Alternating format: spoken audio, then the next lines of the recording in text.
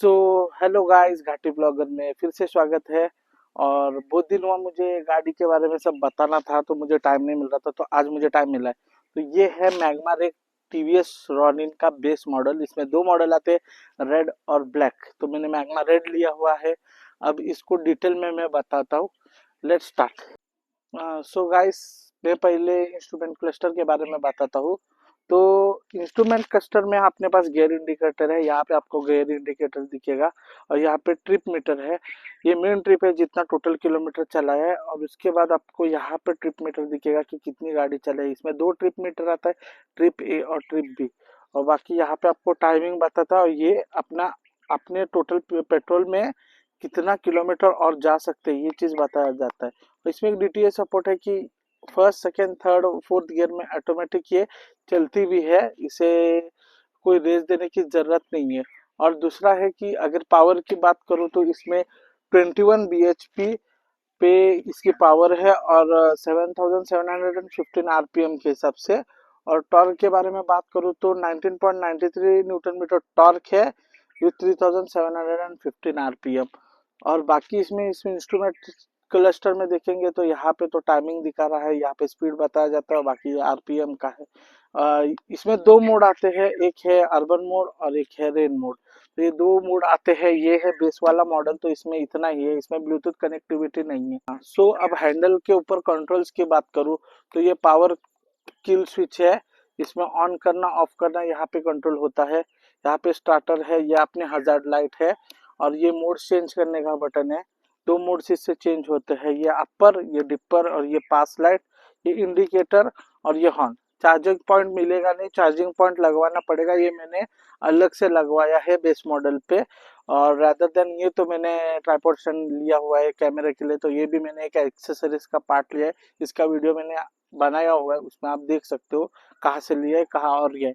और rather than mirror भी stock वाले हैं, मिरर चेंज नहीं किए। मिरर काफी अच्छे हैं, विजन भी अच्छे देते हैं, और ये 360 पूरा घूमता है, तो विजुअल्स भी बहुत अच्छे मिल जाते। तो इससे मुझे तो कोई प्रॉब्लम नहीं लगा, और सबसे बेस्ट है। रादर देन इसमें देखूँ तो यहाँ पे विंडशील्ड भी आती है, तो वो विंडशील्ड तो मैंने लगवाई नहीं है, क्योंकि मुझे ऐसी ही स्टॉक में अच्छे लगते हैं। बाकी ये हेडलाइट का जो असेंबली है, जो भी है, सेम है एलईडी के साथ। और बाकी इसमें बात करें तो अपसाइड डाउन फोक्स मिलता है इसमें। और आगे सिंगल चैनल एबीएस है ये गाड़ी, क्योंकि एबीएस सिर्फ आगे ही है और पीछे सिर्फ नॉर्मल डिस्क है। गाड़ी को जरा इग्नोर करो, क्योंकि बहुत गंदी है गाड़ी। रादर देन इससे बात करूँ तो पीछे मोनोशॉक है, आपको मिल दिखेगा। और ये भी एक पार्ट का एक्सेसरीज है, देखने जाओ तो। ये भी मैंने 4500 का लगवाया, इसका भी वीडियो में मैंने डाला है कहाँ से लिया है करके। ये एज एक्सेसरी पार्ट है। और रादर देन इस गाड़ी में ये रेड कलर में जितनी खूबसूरत है उतनी कम नहीं है। और थोड़ा सा मैंने ग्राफिकल वर्क भी किया हुआ है, देखने जाओ तो ये भी ग्राफिकल वर्क किया हुआ है इस गाड़ी में। और यहाँ पे एक लेडीज फुटरेस्ट भी एक्सेसरीज का पार्ट है, ये भी मैंने अलग से लगवाया हुआ है। पावर और माइलेज, मुझे पिकअप में कभी ऐसे लगा नहीं कि गाड़ी के पिकअप में प्रॉब्लम है।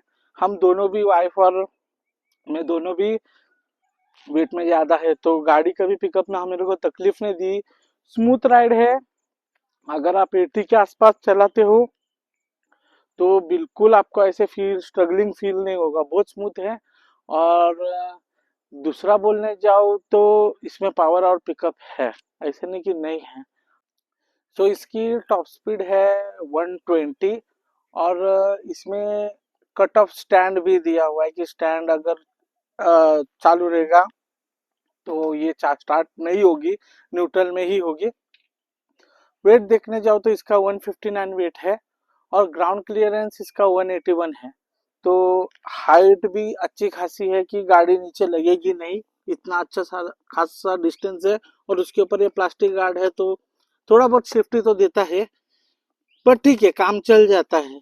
तो सीट स्टोरेज की बात करूँ तो मैं इस सीट के अंदर स्टोरेज में बात करें तो इसके अंदर कुछ भी स्टोरेज नहीं है, ना के बराबर है।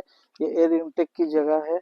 और सीट के साथ हमें ये एक मेडिकल वाला बॉक्स मिलता है और यहाँ पे अटकाने के लिए कुछ एक मिलता है। यहाँ पे मेरा एक पाना गिर गया। हाँ, सो इसके अंदर देखने जाओ तो ये दो पाने मैंने खरीदे हुए हैं। ये अपने अपने को सिर्फ यही मिलता है, जो कि है अपना 12 और 14 का पाना, और उसके साथ हमें सिर्फ ये स्क्रू ड्राइवर मिलता है। बाकी ऐसा कुछ नहीं मिलता है, इतना ही हमें मिलेगा। So that's it.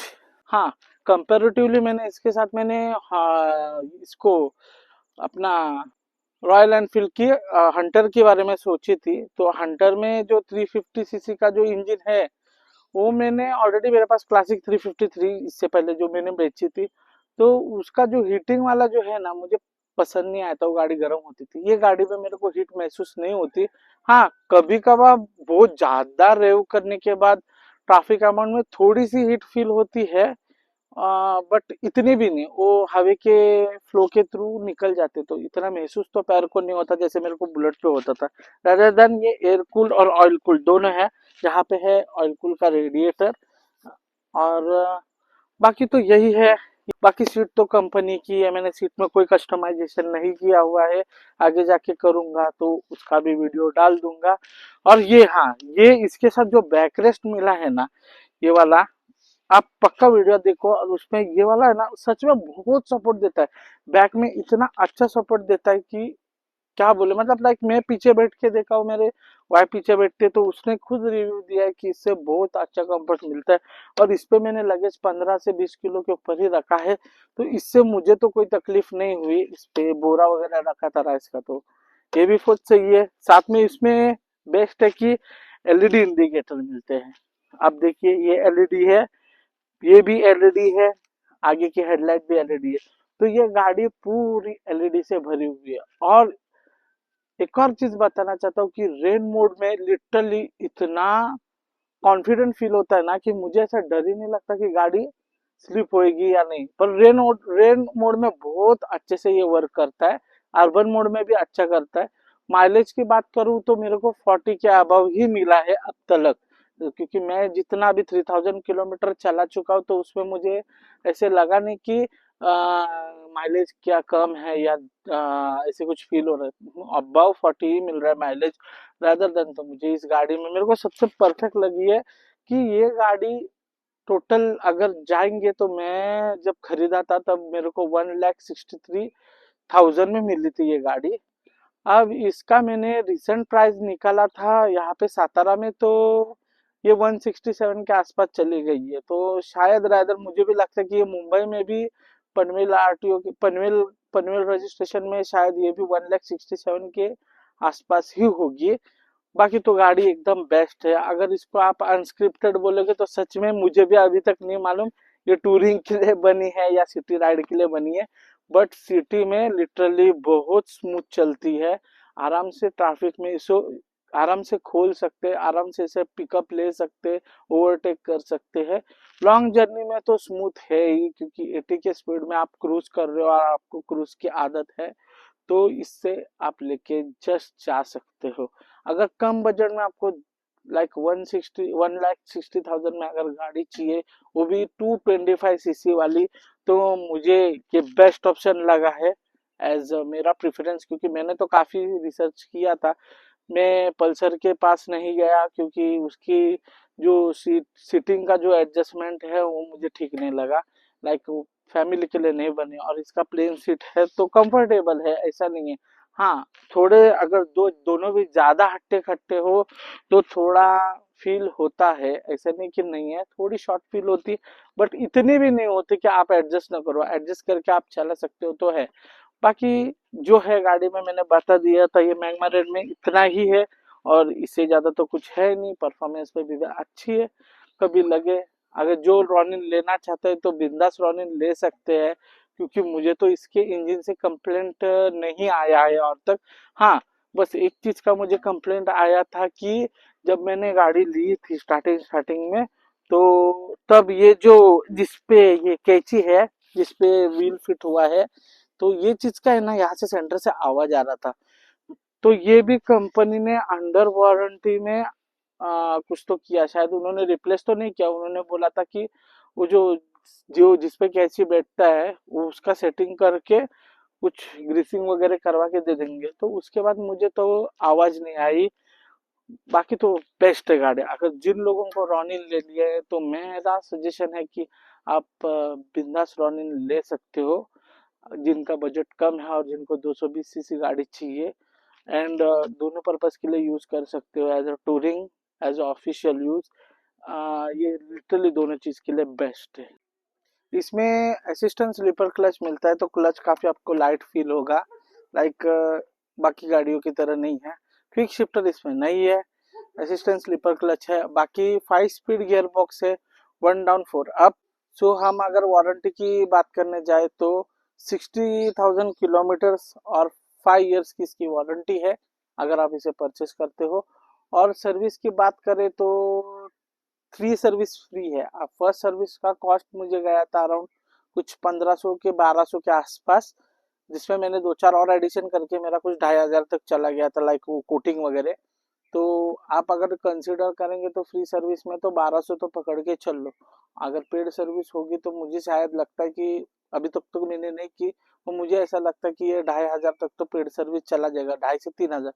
तो आप 3000 पेड सर्विस तो कंसिडर कर सकते हो विदाउट कुछ एक्स्ट्रा पार्ट्स लाइक ऑयल वगैरह सब इंक्लूड करके। मुझे लगता है 3000 तक जाएगा, शायद मैं ज्यादा ही बोल रहा हूँ, बट ठीक है। आप उतना कंज्यूम करके मतलब एज्यूम करके चल लो कि उतना पैसा जा सकता है करके। बाकी तो मेंटेन करने के लिए बहुत ही सस्ती है और टीवीएस है। प्लास्टिक पार्ट तो मुझे कुछ हल्के लगे नहीं, मतलब ओके ओके यही प्लास्टिक पार्ट है। बाकी ये मेटल है। इसकी टेल जरा चेंज हो गई है। फर्स्ट रॉनिन में ये टेल जरा बड़ी हुआ करती थी, इतनी कर्व में थी। ये वाली टेल अभी शॉर्ट हो चुकी है, बट हाँ लोगों को इसका ब्रेक मतलब ये टूटती है ऐसे कंप्लेंट आई हुई है। अब मुझे तो सिर्फ कलर डैमेज दिख रहा है, उससे ज्यादा मुझे कुछ दिख नहीं रहा। अगर इसका कुछ कंप्लेंट आता है तो मैं इसके रिगार्डिंग भी देख लूंगा, बट अभी तो मेरे को कोई कंप्लेंट नहीं है इसके बारे में। हाँ, सो लास्ट ये बताना चाहता हूँ कि हाँ इसका टैंक 14 लीटर का है। टोटल 14 लीटर की टैंक है, ऊपर से फुल गिरा। 14 लीटर की टैंक है पेट्रोल की। और दूसरा बोलने जाओ, इसका मैं अभी एग्जॉस्ट साउंड सुनाता हूँ। जस्ट मैं इसे स्टार्ट करता हूँ।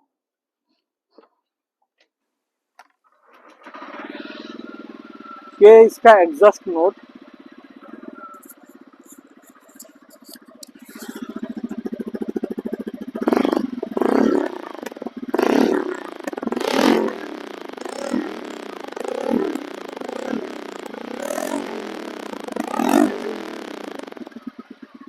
और दूसरा बोलने जाओ, इसका हॉर्न भी काफी लाउड है।